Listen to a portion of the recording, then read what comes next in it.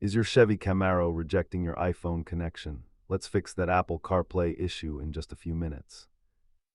Believe it or not, 8 out of 10 CarPlay connection problems start with a faulty Lightning or USB-C cable. Before we dive deep, we need to systematically rule out the most common culprits. Start by clearing out charging port debris and ensuring you are using a high-quality, certified data cable.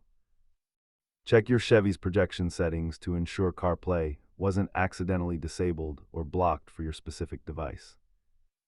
Your iPhone must have Siri enabled and CarPlay allowed while the screen is locked for the handshake to succeed. Most users fix this at home, but a damaged USB module in the center console might require a dealer visit. As you can see, hardware failure is rare, so exhaust those software and cable checks before spending money. If nothing works, perform a clean slate by deleting the device from both the car and the phone, then repairing.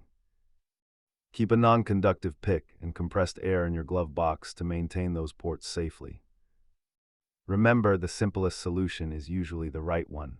Always test a different cable before assuming the worst. If this helped you reconnect your Camaro, hit that like button and subscribe for more troubleshooting tips.